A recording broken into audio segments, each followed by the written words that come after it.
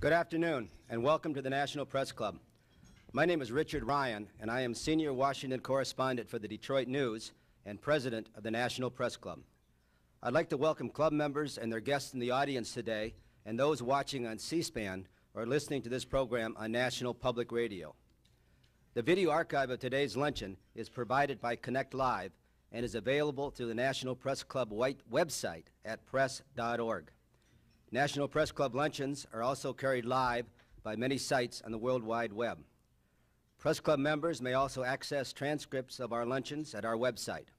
Non-members may purchase transcripts, audio and videotapes by calling 1-888-343-1940.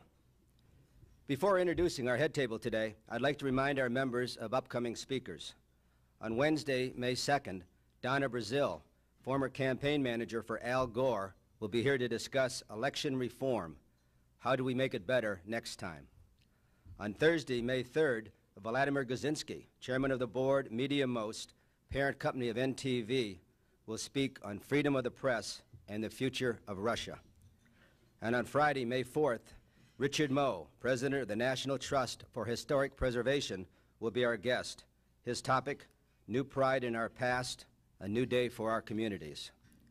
If you have any questions for our speaker, please write them on the cards that are provided at your table and pass them up to me, and I'll ask as many as time permits. But please write them legibly so I can read the question. Thank you. I'd now like to introduce our head table guests and ask them to stand briefly when their names are called. Please hold your applause until all head table guests are introduced. From your right and my left, Rob Hotakainen, Washington correspondent for the Minneapolis Star-Tribune. Susan Snyder, Senior Vice President of Marketing, Miss America Organization. Maria Recio, Washington correspondent for Worth Star-Telegram. Dr. William C. Nelson, President of the Citizen Scholarship Foundation of America. Arthur Bernstein, Vice President, United Sports Fans of America. Marcia Bullard, Publisher, USA Weekend. David Cooper, Assistant Vice President for Sallie Mae and a guest of our speaker. Mr. Frank Ockefer, Chairman of the Speakers Committee and a former National Press Club President. And skipping over our speaker for a moment, Emily Murray, producer for CBN News and the Speakers Committee member who was responsible for organizing today's luncheon. Thank you, Emily. Ken Esky, a former chairman of the National Press Club Speakers Committee. Jane Sims Podesta, Washington staff correspondent for People magazine. Mike Ray, Reuters America's Desk. Sheila Cherry, Insight magazine, the membership secretary of the National Press Club. Chuck Conconi, editor-at-large, Washingtonian magazine.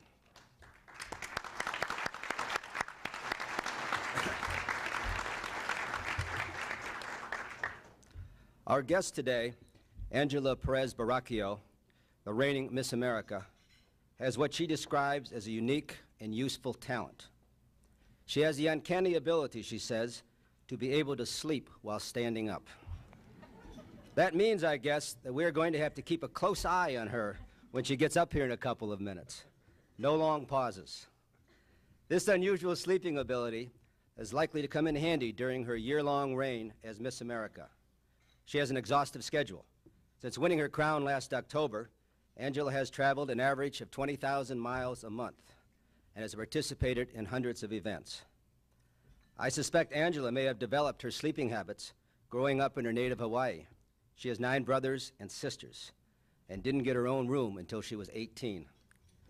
Angela is only the second woman from Hawaii to be crowned Miss America in the now 80-year-old competition, and she is the first Filipino American. Part of her mission as Miss America, Angela says, is, quote, to teach the rest of America about Hawaii, about the aloha spirit. Her reign also gives her the chance to talk about another subject close to her heart, character education in our nation's schools. She believes teachers must help each child develop into a well-rounded individual by integrating character development into their daily school curriculum.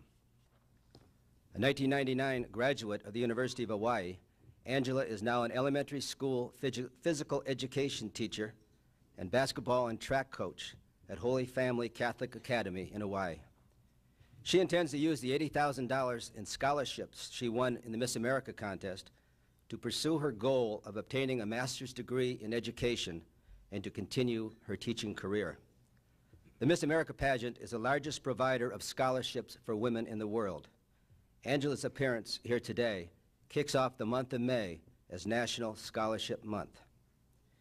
Even with all her travel these days, Angela is able to keep in the shape that won her the swimsuit portion of the Miss America competition by a daily fitness routine of weightlifting and Tai Bo, which, as you know, is a strenuous kickboxing workout. For relaxation, she plays keyboard for the High Tide, an all-girls rock band. The winner of the Miss America crown must combine beauty and talent with dedication and perseverance. All those ingredients are critical. Angela had competed in pageants as a teenager, but had given them up. Her students urged her to try again. "If you have a dream," she said, "you can make it." And she was motivated by her students. A young girl by the name of Bernadette, a fifth grader at Holy Family Academy, wrote Angela on the eve of the contest. "If you win or lose," wrote Bernadette, "you are still Miss America in our hearts." So please join me in welcoming to the National Press Club a beautiful and talented young woman who made her dreams and the hopes of Bernadette and so many others come true. Miss America, Angela Perez Baraquio. Thank you.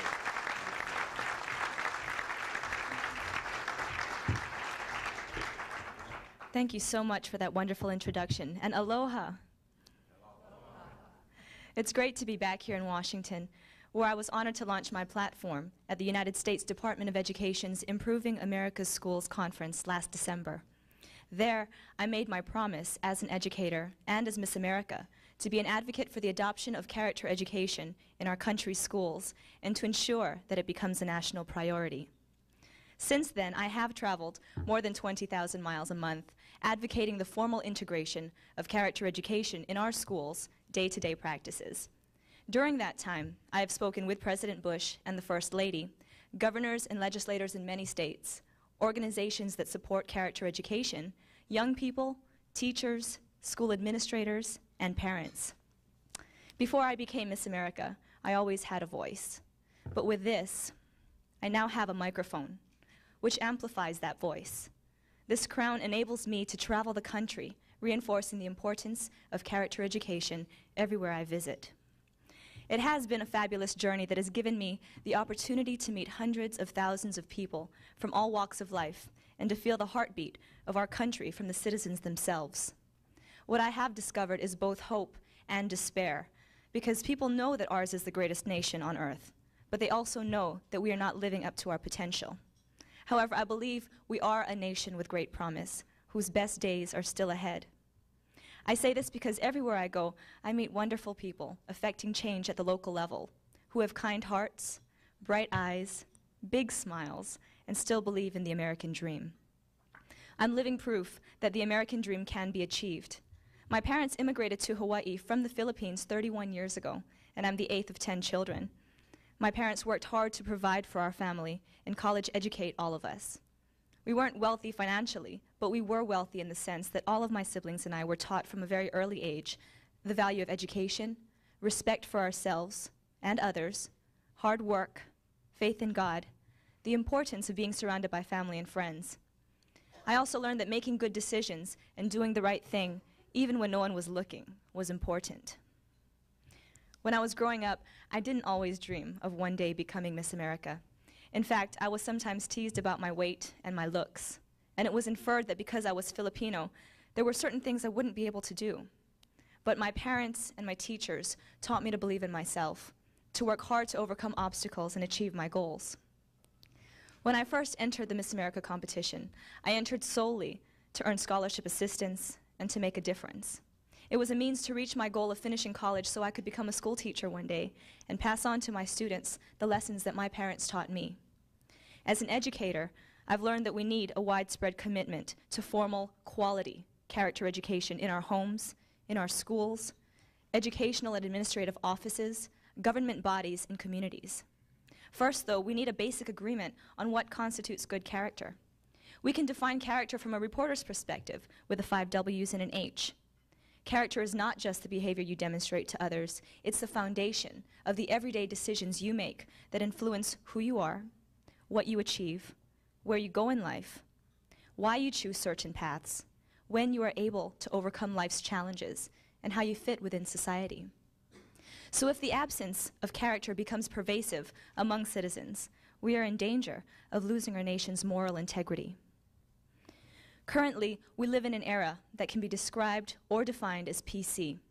PC does not stand for personal computer or politically correct.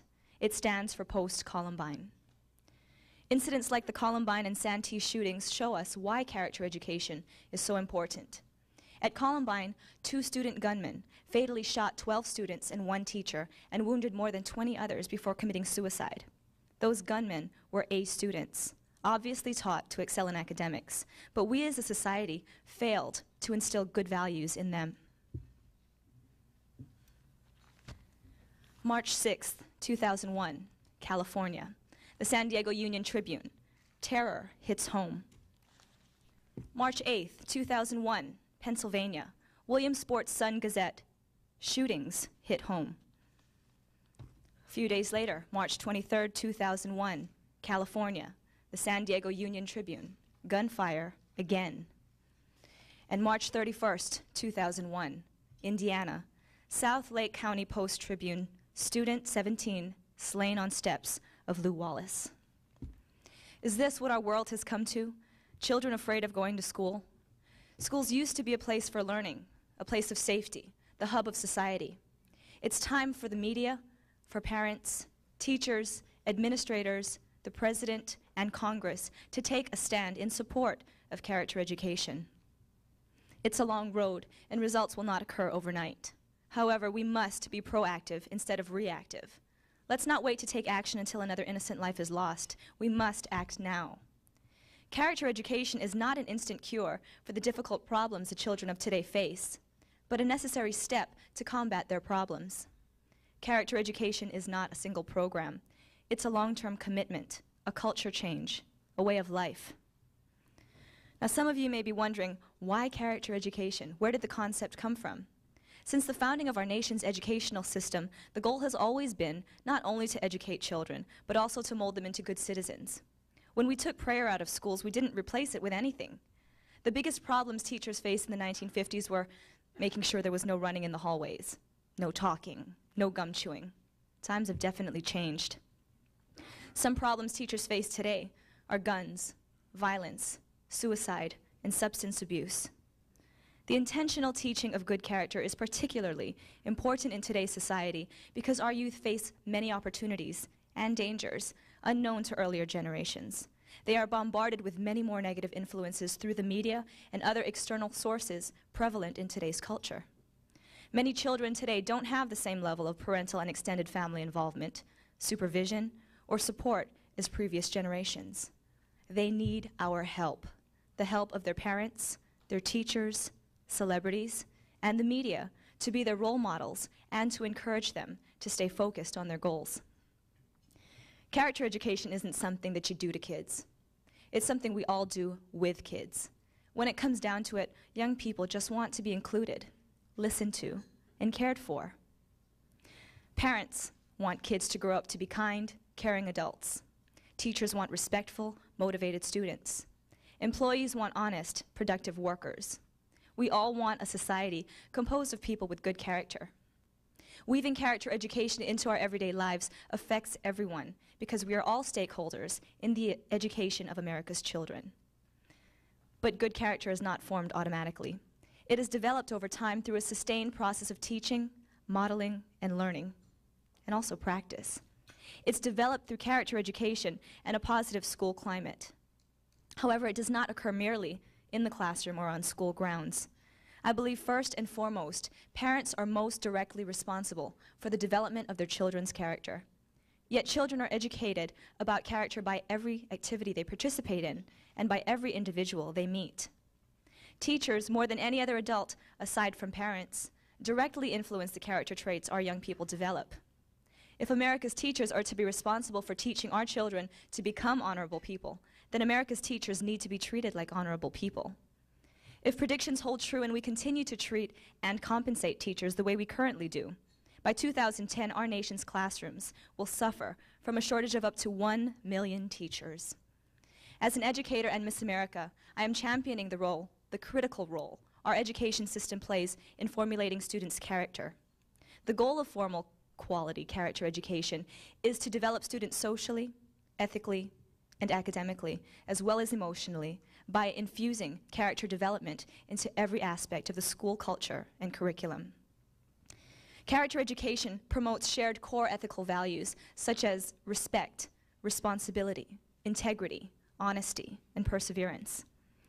But character education is not just about intangible concepts such as caring, compassion, self-discipline, and kindness. It also encompasses virtues like setting and attaining goals and postponing gratification in order to do the right thing. These character traits transcend our differences in race, political affiliation, gender, religion, and socioeconomic status. Character education goes beyond behavior management. It's about teaching students to become ethically prepared for life. 3 core components of character education are judgment, emotion, and conduct. Knowing what's right, caring about what's right, and doing what's right. Some people argue that character education is not measurable, but that's not true. There are numerous ways to examine the thought and behavior changes that result from formal character education. One way for schools to measure effectiveness after implementing a character education initiative is to examine past incident rates, which are routinely monitored, such as truancy, playground violence incidents, discipline referrals, and teen pregnancy, and then compare those rates after character education is formally in place. To date, individual character development practitioners have conducted the research. However, a comprehensive national study has never been done. So what we don't know is how many schools in the United States are actually engaged in character education, what methods they use, which ones work, or what additional resources they need. That's part of the reason the pending federal legislation is so critical to the direction of our nation's character education. The federal government became involved in character ed in 1995, providing the first grants for states and school districts to implement programs emphasizing core values for students. Since then, the U.S. Department of Education has provided $28 million in grants to 36 states and the District of Columbia to develop character education pilot projects.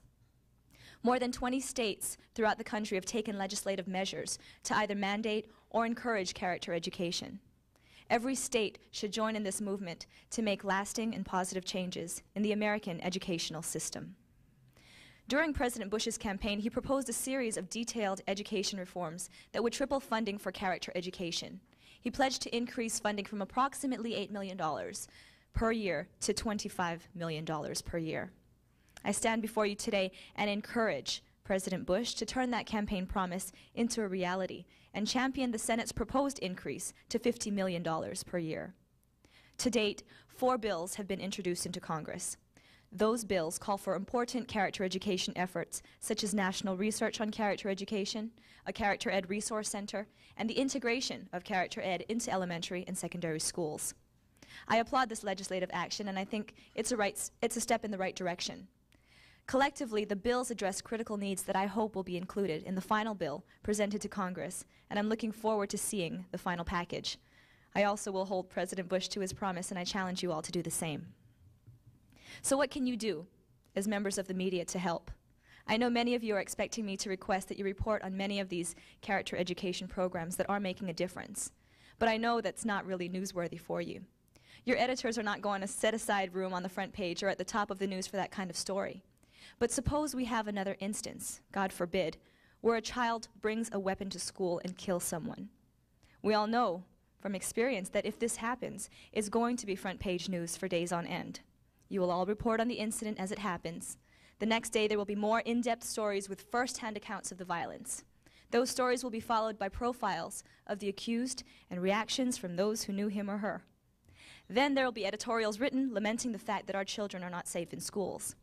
All I'm asking is that in some of those follow-up stories or editorials, you consider devoting a little space to the programs and the people that are attempting to change those horror stories into success stories.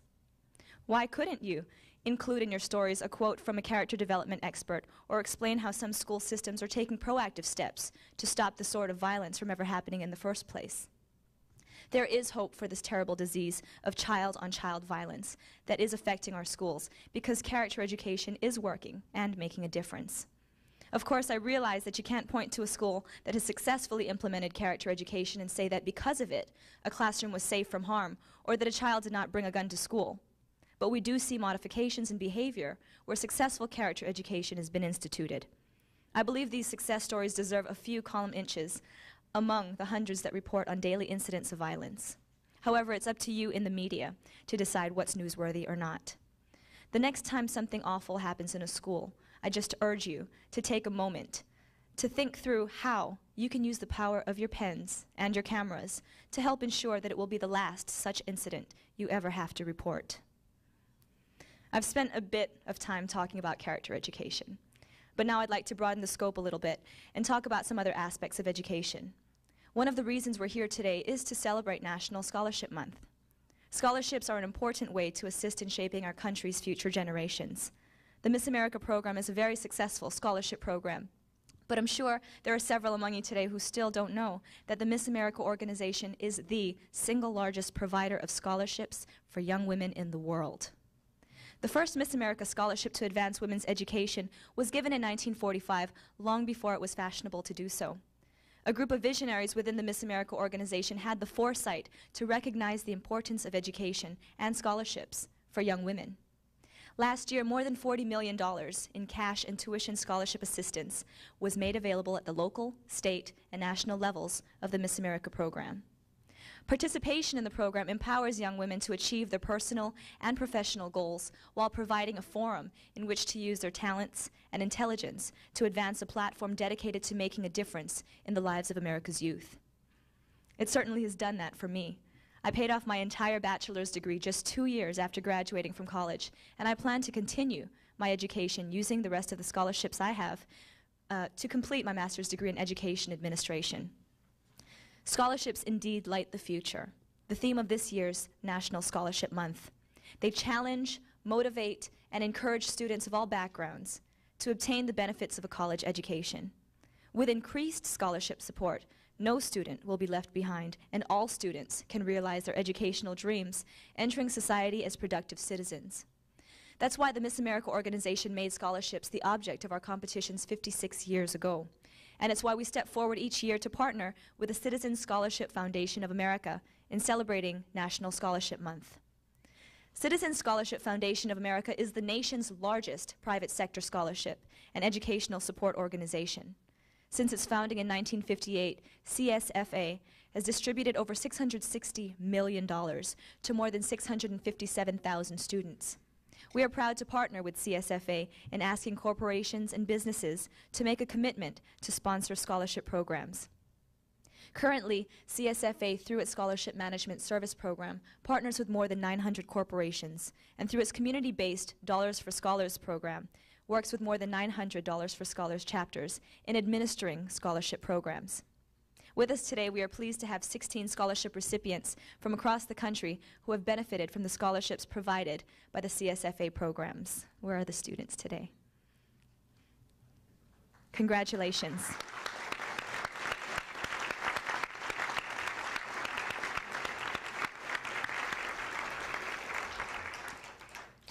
In line with my character education platform, CSFA also has created the Scholarship program to challenge and motivate young people to stay in school and prepare for post-secondary education. Currently, Scholarship is available in 20 states. The Younger Americans Act currently being considered in Congress is another example of an opportunity to impact our young people in positive ways. Traditionally, programs that are focused on youth identify and attack the problem after it occurs, such as anti-drug campaigns. Why not develop a program that is preventative, which identifies and recognizes the positive actions of youth? The Younger Americans Act calls for just that, through the mobilization of communities and schools working together and demonstrating they truly care about young people and how they're doing in school and also where they're going with their lives. What better time to focus on such legislation than during National Scholarship Month? As we head into the 21st century, isn't it time we ask ourselves whether the dream of a college education will continue to be available to all Americans or just to those whose wealth allows it? This is why we are focusing in May on asking all Americans to support National Scholarship Month and to join me in making the American dream of a college education possible for all students.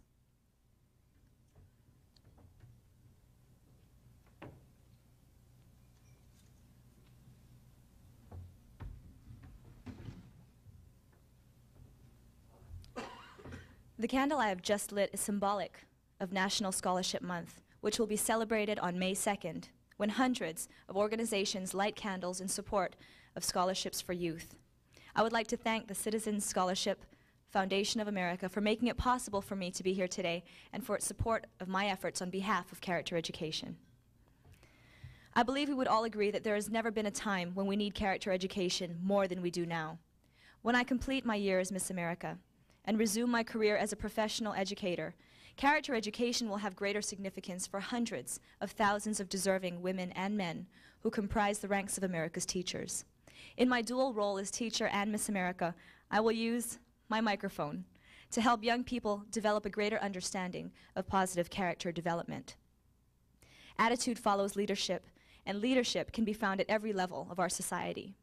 Good character, like greatness, is having the courage to do the right thing every day in ways that help every member of our society to achieve the promise of a better life. I invite you to join me as we carry forth the message of good character to our friends and neighbors across our great country. Our heritage and our strength give us the ability to face our problems head-on and solve them with tenacity and hope for the future. Rather than despairing about the darkness, I ask you to take initiative in lighting the way for a brighter future, for a brighter tomorrow, for our country and all Americans. Is this really what we want to continue to see in our headlines? I don't believe so. At this time, I'd be happy to take any questions that you may have for me. Thank you. And thank you. I'd like to just ask this question on behalf of all those young women who might be out there thinking about entering the Miss America contest next year. You mentioned you have 9 brothers and sisters. Are there any more at home like you? I have 6 sisters and 3 brothers, and I wouldn't be here today if it weren't for them and for my parents. I always say that the foundation of who I am are my family, my faith, and my education. So I guess they're all like me in a certain way. We all came from the same parents. And future Miss Americas. In terms of the scholarships, this question would like to know your perception as a teacher, the difference that local scholarships might make in the lives of young people. Local scholarships in general? Yes. When I competed for the Miss America in the Miss America organization for the first time, I earned some local scholarships just as a local title holder. I didn't have to become Miss Hawaii, I didn't have to become Miss America to earn about $7,000 in scholarship assistance my first year. That was an in-kind scholarship, and then I had a cash grant. Those scholarships were so important to me because I was able to pay for part of my bachelor's degree. Once I became Miss America, I was able to pay off my entire bachelor's degree. But they're so important at the local level because it enables students to have hope to stay in school because they don't have to worry about financial assistance. That's fine. Okay. Do you advise college students to choose teaching since 2.2 million teachers are going to be needed in the next 10 years? Whenever I speak to colleges or universities, for example, I went to the University of Florida, and a girl came up to me and said, I really was inspired by your speech and I want to become a teacher, but I also know that there's not a lot of money in teaching. Well, the problem today is that a lot of teachers who are in the profession don't do it for the money, but that's a problem because money is important to live, and teachers cannot do their job if there aren't too many incentives to go into the profession. I have friends who've been in the profession for 30 and 40 years, not making more than $40,000, have 2 other jobs. How are they going to focus on that? I encourage students to follow their heart. I encourage them to make a difference. I tell them that I love teaching, and I encourage them to go into the profession. But we as a society, again, need to value our teachers more so that students will have the incentives to come in and do a really good job in the teaching profession. In terms of character education, this questioner would like to know, isn't character education really the responsibility of parents And how can fathers and mothers just turn this responsibility over to schools and government? That's a frame of mind that we need to change in our world, because I believe that parents are the primary educators of their children, but they're not with them 24 hours a day and 7 days a week. And when they go off to school, the children are in the hands of the teachers, which are sometimes 6 to 8 hours a day. And then if you're in an after-school program or in a before-school program, you're with a lot of other adults and teachers. So character education doesn't just stop in the homes, it continues to the schools, and then again back in the whole homes and all throughout the community. Parents need to have a partnership with the community, with the schools, with the teachers, and everybody, because it does take a village to raise a child. We are all stakeholders in education. So although I do agree parents are responsible primarily, so are teachers, because teachers are secondary educators of our children. Thank you. Along the same lines, this question wants to know where you might suggest parents draw the line between working extended hours to financially support their children and being at home to provide them the needed quality time. I think a lot of parents are doing a good job at taking care of their parents at home, but when they, again, if you are trying to earn that money for kids to go to college, they have to go and work. That is when they have to take responsibility to have a babysitter or to have kids involved in other activities like sports. When I was growing up, my parents had 10 kids, but we all were involved in school activities and church activities, in sports. So find a place, a safe place for them to have activities when they're not with them. That's the parent's responsibility. Many of our schools in cities today have very large classes. Do you think that character education is possible in such large environments? Well, of course, I want to have smaller class sizes, but that's in a perfect world. The fact is that there are a lot of classes out there that are large. Like I said before, character education is not a single program. It's a way of life. It's the way we deal with our students on an everyday basis and with each other. It's a culture change. When kids come to school, they want to be safe. They want to be included. They want to be cared for. They want to be listened to. We need to provide them with mentors. We need to provide them with activities and things in the curriculum that not only teach reading, writing, math, and all the other subjects, but infuse a moral type of lesson within them. That's why I say we need to infuse character education into the curriculum. It can be done in music. It can be done in physical education. It can be done in reading through multicultural literature. It can be done through a whole variety of ways. And the good thing about character education is you put the freedom back in the teacher's hands to be creative and work on that creative process and say you can teach character education as you want, but you're continuing to teach them subject matter. It does decrease the problems that you have, the discipline problems. Last year I gave away 2 conduct referrals in the entire school year. In the beginning I started off by saying that there are 4 agreements that my students use. I was tribes trained in Hawaii at the University of Hawaii. So the 4 agreements were: number 1, mutual respect. You respect yourself, you respect me, you respect others in the world around you. Number 2, you have attentive listening whenever I speak or an adult speaks or when anyone else in the room speaks. You listen with your eyes, your ears, your heart, and your whole body. Third, you have the right to pass. If you don't feel good, you don't have to answer my question, but you can't pass on tests. You can't pass on things that you need to do. But you can pass on emotional feelings if you don't want to share that, because I respect you. And finally, no put-downs. We only show appreciation. And I tell them these are not rules, these are agreements. Do you promise to agree to them? They're like, oh yeah. And if you do that, we'll have fun in our class. Well, that set the stage for the rest of the year. I didn't have many discipline problems, and kids would actually come up to me and hug me after class and say, I love you, Miss Baraquio, because that was the culture, that was the climate that I was able to develop in my class. And if that's school-wide, can you imagine the change that you can have school-wide, district-wide, statewide, nationwide? That's what character education is about. It's a culture change. This question worries that there might be a danger religion will be brought into the public schools if there's too much emphasis on character education. I get this question everywhere I go. You know, separation of church and state, what do you think? Character education is a system of core ethics which sets the standards for character development and student behavior. But it also focuses on the process, the democratic process that our whole nation was founded upon. The universal character traits that I am promoting are traits like respect, responsibility, integrity, honesty. I don't know how many parents would come up to you as a teacher and say, how dare you teach my child about respect? How dare you teach about honesty and integrity? It just so happens that a lot of the world religions are based on the same precepts of respect and honesty and integrity and all those things. As long as you keep that line of separation of church and state and you focus on the universal character traits that transcend religion and all those other areas like socioeconomic status and political affiliations and gender, you stick to that, you get your teachers trained to implement a program in your school, then I think that you're fine. Is there anything that can be done about the bullies in schools who apparently drive shooters over the edge and cause the tragedies that you've discussed? Going back to creating a classroom climate or a school climate that is positive and conducive to good behavior, we have to make our students feel safe and included and provide counselors and people in the school to be mentors to our students so that nobody feels isolated. When I go to school sometimes I ask them, how many of you use put-downs or tease others? And some people will raise their hand, oh, I like to put people down. How many of you like to get put down? And then you have the clowns raising their hand, I like to be put down. For those people who like to be teased, I have them stand up and I ask them, you know, they think they're cool standing up, and I say, for those of you who like to be teased, how many of you want to be the target of the next violent shooting?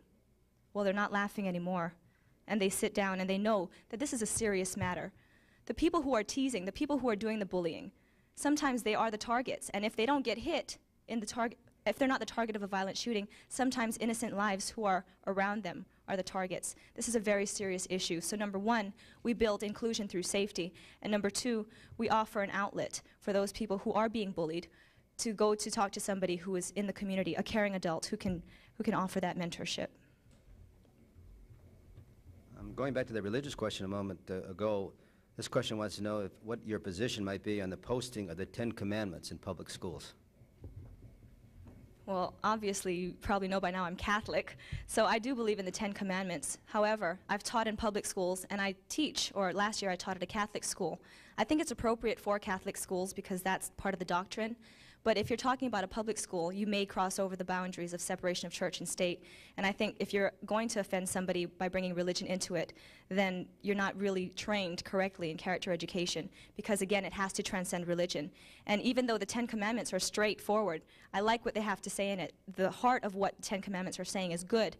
However, the fact that you're labeling it 10 Commandments gives people the understanding that it's related to religion. So take those concepts, make it localized in your community, and then implement it as character education in your local school. Let's talk a little bit now about you and Miss America. This question I would like to know, are you still involved with kids in athletics, and how important do you think sports activities are for youth development? I'm not as involved in athletics as I'd like to be, because last year I was a PE teacher. I had 200 students in kindergarten, first, second, and third grade. I was the athletic director, and I coached 3 sports, basketball, volleyball, and track. Stayed till 7 o'clock every night at school. So I'm not as involved as I was last year, but I still do push for physical education and physical fitness in our youth, because I believe it's important to stay healthy and have a healthy lifestyle for the future. The problem is that there are a lot of kids who are out there that are obese, and they need to be healthy. They have to have active lifestyles. Your question was, am I still involved with kids as well? I speak to a lot of elementary schools, middle schools, high schools, college students, the community at large, along with governors, legislators, and other community leaders. But the kids are the focus of what I do, because my platform is character education. My target is getting to America's youth. So I do deal with them a lot. And it's actually part of one of the highlights of being Miss America. Do you think that the role of Miss America has changed to conform to the developing role of a woman in American society today? I think so, otherwise I wouldn't be in the program. I know that it's evolved over the 80 years of its existence. It started in 1921 as a bathing beauty contest. It evolved in 1945, adding the scholarships, and then the talent, and then the platform where a girl gets to choose an issue of importance that is also important to American society. So it's really evolved. If I were to look at it and say, I don't agree with it, it doesn't empower women, it takes away, I wouldn't be a part of it. You know, I'm a teacher, but I also have respect for myself, and people who think that this is a program that demeans women, I look at them and I say, I met President Bush and the First Lady in 1 week. I flew to the Philippines and met President Gloria Macapagal Arroyo the next week. Don't tell me that this is demeaning to women, because I'm able to do things and make a difference. I'm able to testify before legislatures in different states and talk about the importance of character education. So I do think that, yes, the Miss America organization has been moving in the correct direction, and if it weren't, then I probably wouldn't be a part of it. Well then, we have a couple of questions here that mentioned, should the swimsuit competition be eliminated? I hesitate to ask that question to a previous winner of the swimsuit competition. It's funny because I had never won a swimsuit competition until I got to Atlantic City. I had competed in about this is probably my 10th pageant because I started when I was 18, and then when I lost preliminaries or I won preliminaries, I tried again. You have to win a local to go on to the state, and once you win the state, you go on to the national. So this was my 10th pageant, and before, like I said, I didn't want to run in pageants because of the swimsuit. I felt, how embarrassing. Who gets up and puts heels on and makeup and all that other stuff? But when I thought about the good versus the bad, I was able to overcome a lot of my fears. Initially, I thought the swimsuit portion should have been taken out and eliminated, but now I realize that after doing that and being in front of millions of people all over the world and the nation, I can do anything. It's built up this confidence, like, shh, I got clothes on, you know? I can do whatever I want, and not be afraid or not be embarrassed because I'm proud of who I am. And some people would look at me and they say, well, you don't look like a Miss America. You don't have the blonde hair and the blue eyes and the long legs. And they'll look at me and they'll say, but that's cool, you know, after 80 years being the first Asian Miss America, that's cool, you look like me. And so people have that kind of connection. I had mentioned before, yes, I wanted the swimsuit out, and then I said, no, I didn't want it taken out. There are different sides to it because, again, you build the confidence, but I was also able to motivate myself to lose a couple dress sizes. I mean, you're going to be on national television. You want to look the best you can be. My advice to people out there is just to be confident in who you are, be proud of who you are, and be the best that you can be without comparing yourself to anybody else. And that's what I've learned through the program.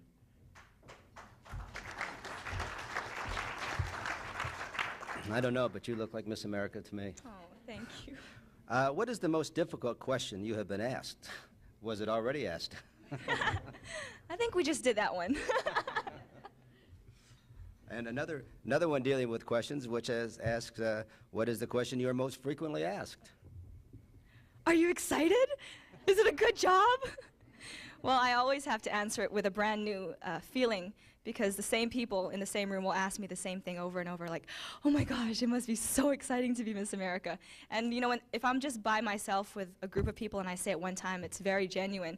And then it starts to feel like I'm saying the same thing over and over again when one person after another asks it. But it really is an exciting job. The hardest part is traveling the 20,000 miles a month because I'm literally in a different city every 18 to 36 hours on the average. I was telling somebody that 2 weeks ago I met with President Bush and the First Lady in D.C. We flew to Orlando for the Children's Miracle Network, where I was the Goodwill Ambassador, flew through Missouri to Hawaii. The next day, flew to Japan for a quick stopover, went to the Philippines for 2 days, and it was nonstop. And then we went back to Japan, went to Hawaii, went to L.A., did some appearances there, flew all the way to D.C., and now here I am. So, it's exciting, but it's very rewarding. What do you say to all the 10-year-old girls out there who refuse to eat their dinners because they think they are too fat and want to look like Britney Spears? Eat your food. No, I have some friends who are actually in the pageant with me, and one of the girls who I was kind of close with during the competition, her platform was eating disorders, and a lot of girls will admit to having disorders, but the reason they will have those disorders are because they have low self-esteem, and this is what a friend of mine had told me. She said, I'm able to overcome it now and be a motivational speaker and speak out on this issue, but the fact is I wasn't very proud of who I was. And if you're trying to lose weight to impress other people and look better for somebody else, that's the wrong intention. If you're trying to lose weight because you want to feel better about yourself, you want to be healthy, do it the right way. Don't diet, because diet has the word die in it. So don't diet, just get on a better eating schedule and work on the healthy habits like exercising and eating correctly. Well, I've got to tell you, I can't help noticing this crown up here. Every time I come up here, I see the crown. Tell us about the crown, and do you ever wear it? Do you just carry it around and set it up there so that people can see it? That's an interesting question. It's funny because I wear the crown during parades, and I wear it when people really want to see it. And sometimes people are like, please wear the crown. But to me, I talk about this crown as three things. Number one, it's a symbol of my achievement. It's a symbol of accomplishment. When I was 18 and I started running, people were like, oh gosh, she's never run in a pageant before. What is she doing? You know, I listened to all the advice of other people. And then along the way, people would put me down and say, oh, she can't win with a Spanish song. Nobody wins Miss Hawaii with a Spanish song. And when I won, everybody said, you should sing a Spanish song for Miss America. And then when I went on to compete for Miss America, I said, I want to represent my state and dance hula. Oh, poor thing. Nobody wins Miss America with a hula. And when I won, oh, it was the most beautiful hula I've ever seen. So I look at this and I refer to it as a trophy because it really is a symbol of my accomplishments. And I would rather hold it and use it as a trophy than something on my head, because Miss America is just one thing that I am. I'm a lot of other things, and I don't think it defines me. My students know me as Coach Angie or Miss Baraquio. My kindergartners can't say my name, so they call me Miss Broccoli. So I call this my trophy because this is something that they inspired me to work for, and I thank all of my students out there. The second thing I talk about is my microphone. And like I said before, when I was a teacher, the kids listened to me, and I had a lot of friends who listened to what I had to say because I always had a voice. But now my voice is amplified, and I can go to different places, whether it's in the United States or beyond, and people will listen to what I have to say about character education, and that's powerful. And the final thing I say is that it's a work of art, because the students represent the jewels in the crown. When you look at it from afar, it looks like a big shiny crown. But close up, if you get to look at the the individual pieces, the little jewels represent a student or a person in the audience today, because every single one of them are beautiful and special and different and unique. And without one of them, the world wouldn't be as beautiful. And without one of these jewels, the crown wouldn't be as beautiful. So I always encourage the people who are listening to remember that one person can make a difference, but together as a collective whole, we can change the world. And I ask them to respect themselves and the other people around them, because you never know who's looking at you as a role model, whether it's your sister or your brother or your cousin or your neighbor. So just to remember how important you are and how special you are. That's why I don't wear it. Very good. You mentioned, I think, being in parades, and this questioner noted that you looked pretty cold during your stint on the flat during the Macy's Thanksgiving Day parade, and once goes on to ask, what do you think has been the most fun you've had as Miss America? And perhaps you could also say what may have been the funniest and the most difficult thing you've encountered. 5 questions. Okay. I can do them one at a time. I'll try my best. Okay, well, first of all, the Macy's Day Parade was fun. It was my first time being at the parade. It was freezing. I had hand warmers, I had feet warmers, but I didn't wear socks, so I was cold, because your feet are the most vital part of your body. I felt sorry for the hula dancers from Hawaii, because they were on my float, and 2 blocks down, they're like, clothes off! So they threw everything off, and so the dancers from Lahaina, old Lahaina Luau, they were just freezing, but they did a great job performing. And we had fun, so I said, hey, at least I have a coat on. One of the best things I've been able to do as Miss America is go to the Super Bowl. I was sharing a skybox with Joe Namath and Don Shula and Tex Schramm and General Schwarzkopf, of all people. There were tons of skyboxes, and I was in that skybox with all of them. We also had a celebrity fashion show called the Gridiron Glamour, and I was able to help with some other celebrities raise money for breast cancer research. So backstage was Daisy Fuentes and Ananda Lewis and Marion Jones and Star Jones, and Holly Robinson Pete and her husband Rodney Pete had sponsored the whole event.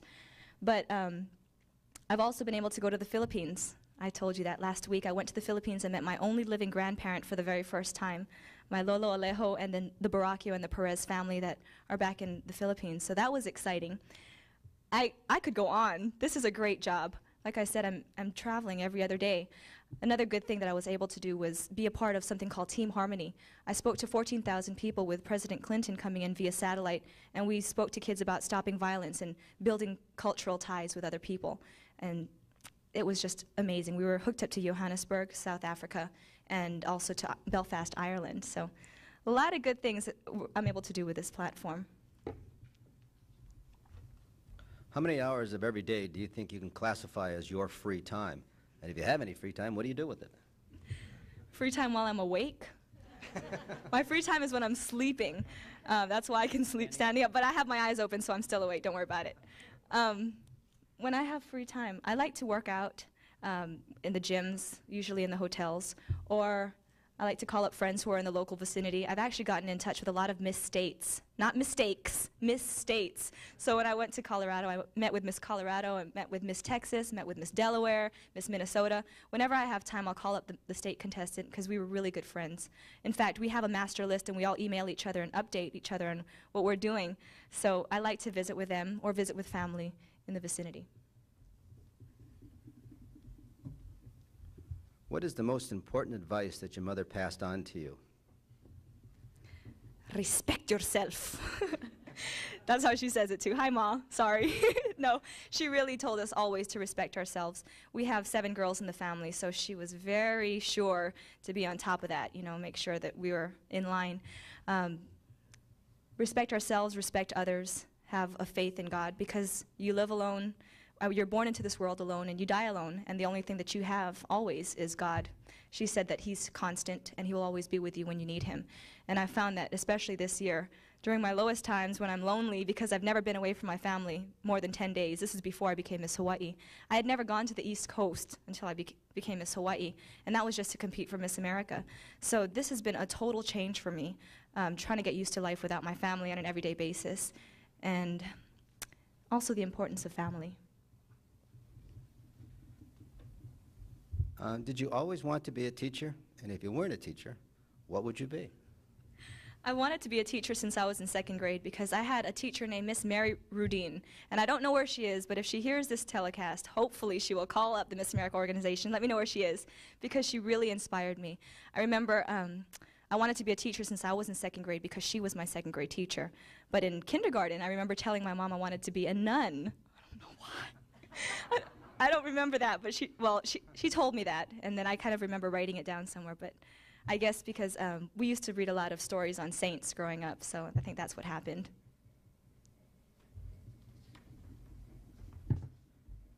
You say that you want to promote Hawaii during your time as Miss America. So what would you like us to know about your state, and sort of give us a tour of your state? Well, first of all, we are the 50th state. We are the Aloha state. And let me teach you all the shaka sign.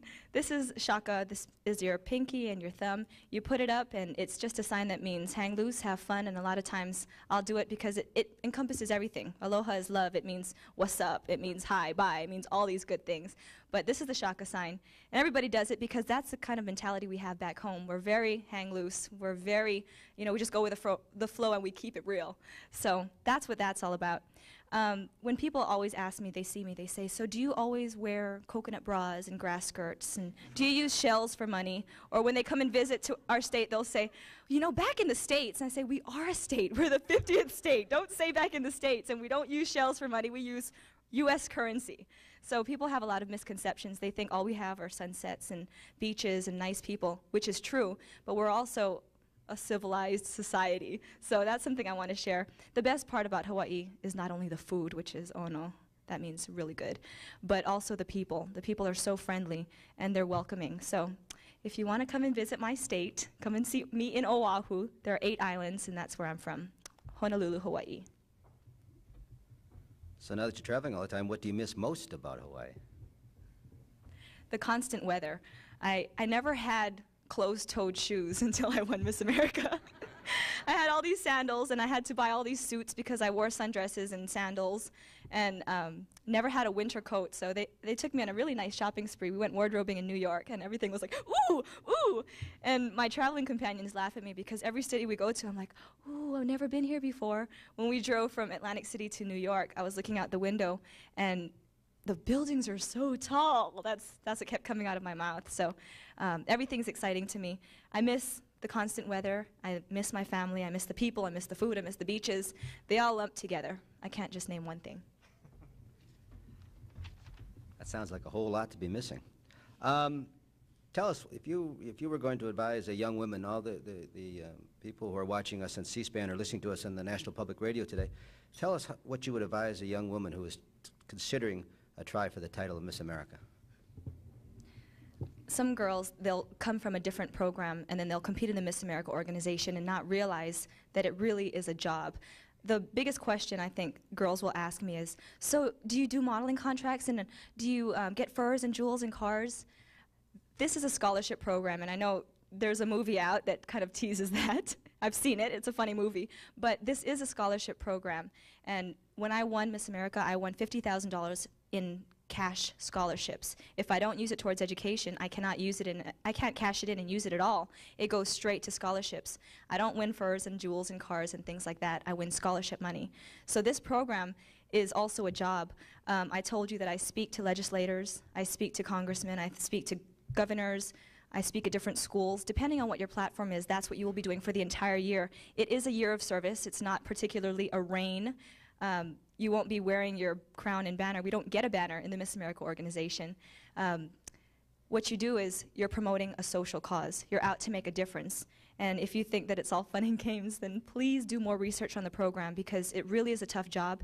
And even at the local levels, I didn't understand the extent of the job. And I don't think anybody really understands what it's like to be Miss America until you're in the shoes, because you have to be dynamic, you have to have a lot of energy, and you have to be mentally and physically and spiritually grounded.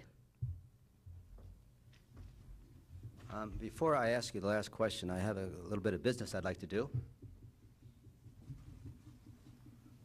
One is to present you with a certificate of appreciation for your appearance here today at the National Press Club. And one is to present you with a National Press Club mug, which I hope you can take back to Hawaii and put something good in it. And the last question I'd like to ask you is that you're obviously in great shape, and you talked about how you like to work out. Give us a little bit about your fitness routine. I'm interested in this Tai Bo routine that you go through. I had a tape with me, especially during the week of the pageant. I'm going to put a plug for Billy Blanks. Billy Blanks started this new craze in America called Tai Bo, and it's just some videotapes that you throw in. I actually was working out with some of my coworkers back at Holy Family during lunch. We'd put in the 45-minute advanced tape, and you're doing a lot of punching and you're doing a lot of kicking. But what I like about it is that you get to dance, you get to empower yourself, you get to kind of connect yourself with the source.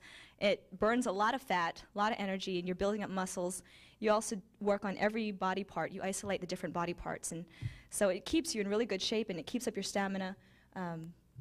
It's a fun workout, that's the bottom line. But you have to be prepared, and you have to go through all the levels, like the basic and the intermediate, before you hit advanced. So you can't just start off in advanced. It takes a while for you to build up. But it's a lot of fun, and on the road, I don't get to do the tape all the time because I don't have VCRs in my hotel room. So sometimes I'll just be in front of the mirror doing my punches, or I'll go down to the workout room and I'll work out in the fitness rooms. Very good. Thank you very much. Thank you, everybody. Thank you. Aloha.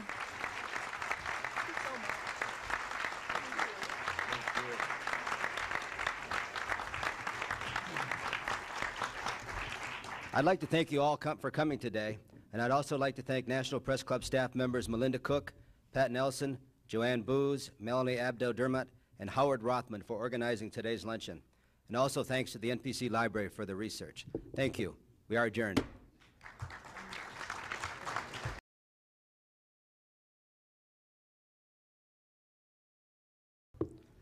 Good afternoon, and welcome to the National Press Club.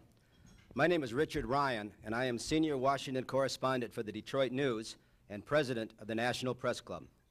I'd like to welcome club members and their guests in the audience today, and those watching on C-SPAN or listening to this program on National Public Radio. The video archive of today's luncheon is provided by Connect Live and is available through the National Press Club website at press.org. National Press Club luncheons are also carried live by many sites on the World Wide Web. Press Club members may also access transcripts of our luncheons at our website.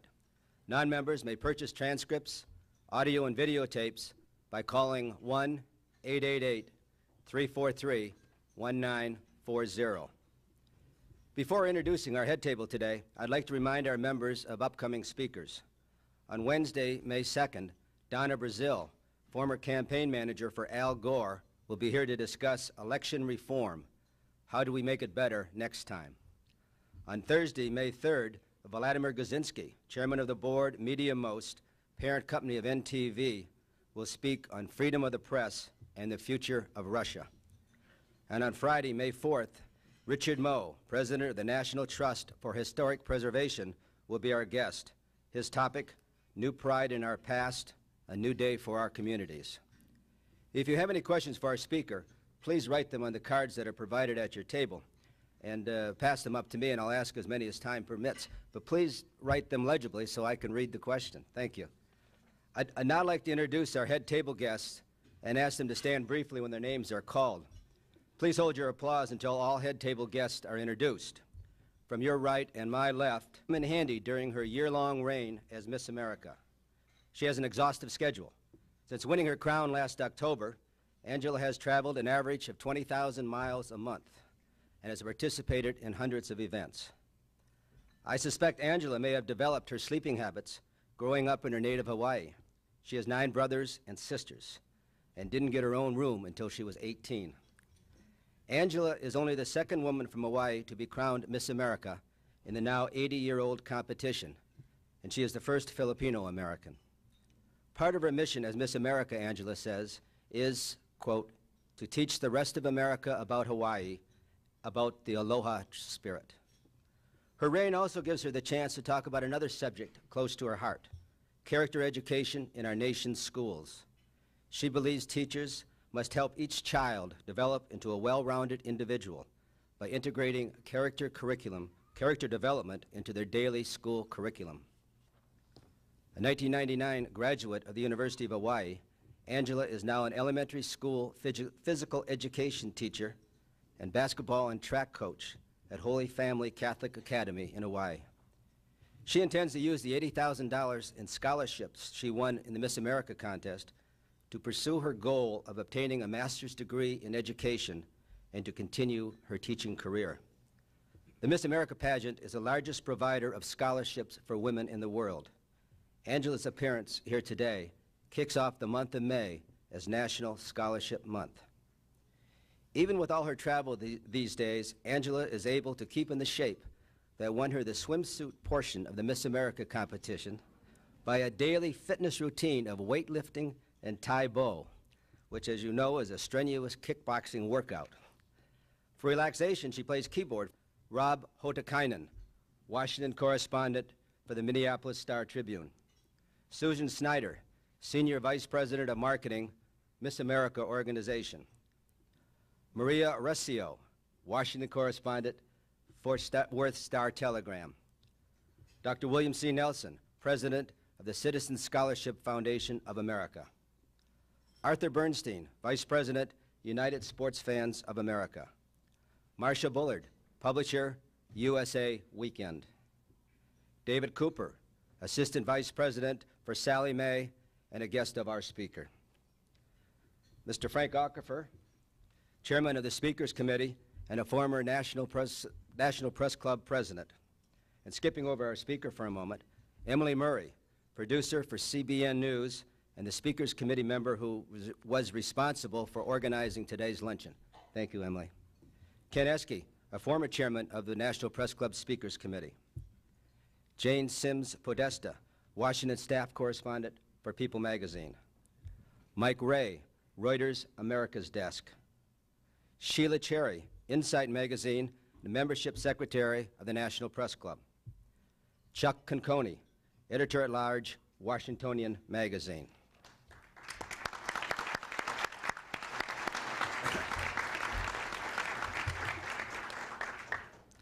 Our guest today, Angela Perez Baraquio, the reigning Miss America, has what she describes as a unique and useful talent. She has the uncanny ability, she says, to be able to sleep while standing up. That means, I guess, that we're going to have to keep a close eye on her when she gets up here in a couple of minutes. No long pauses. This unusual sleeping ability is likely to come. I now have a microphone, which amplifies that voice. This crown enables me to travel the country, reinforcing the importance of character education everywhere I visit. It has been a fabulous journey that has given me the opportunity to meet hundreds of thousands of people from all walks of life and to feel the heartbeat of our country from the citizens themselves. What I have discovered is both hope and despair, because people know that ours is the greatest nation on earth, but they also know that we are not living up to our potential. However, I believe we are a nation with great promise, whose best days are still ahead. I say this because everywhere I go, I meet wonderful people affecting change at the local level, who have kind hearts, bright eyes, big smiles, and still believe in the American dream. I'm living proof that the American dream can be achieved. My parents immigrated to Hawaii from the Philippines 31 years ago, and I'm the 8th of 10 children. My parents worked hard to provide for our family and college educate all of us. We weren't wealthy financially, but we were wealthy in the sense that all of my siblings and I were taught from a very early age the value of education, respect for ourselves and others, hard work, faith in God, the importance of being surrounded by family and friends. I also learned that making good decisions and doing the right thing, even when no one was looking, was important. When I was growing up, I didn't always dream of one day becoming Miss America. In fact, I was sometimes teased about my weight and my looks, and it was inferred that because I was Filipino, there were certain things I wouldn't be able to do. but my parents and my teachers taught me to believe in myself, to work hard to overcome obstacles and achieve my goals. When I first entered the Miss America competition, I entered solely to earn scholarship assistance and to make a difference. It was a means to reach my goal of finishing for the High Tide, an all-girls rock band. The winner of the Miss America crown must combine beauty and talent with dedication and perseverance. All those ingredients are critical. Angela had competed in pageants as a teenager, but had given them up. Her students urged her to try again. "If you have a dream," she said, "you can make it." And she was motivated by her students. A young girl by the name of Bernadette, a 5th grader at Holy Family Academy, wrote Angela on the eve of the contest. "If you win or lose," wrote Bernadette, "you are still Miss America in our hearts." So please join me in welcoming to the National Press Club a beautiful and talented young woman who made her dreams and the hopes of Bernadette and so many others come true. Miss America, Angela Perez Baraquio. Thank you.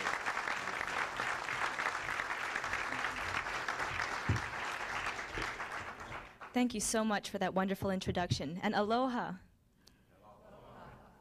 It's great to be back here in Washington, where I was honored to launch my platform at the United States Department of Education's Improving America's Schools conference last December. There, I made my promise as an educator and as Miss America to be an advocate for the adoption of character education in our country's schools and to ensure that it becomes a national priority. Since then, I have traveled more than 20,000 miles a month, advocating the formal integration of character education in our schools' day-to-day practices. During that time, I have spoken with President Bush and the First Lady, governors and legislators in many states, organizations that support character education, young people, teachers, school administrators, and parents. Before I became Miss America, I always had a voice. But with this,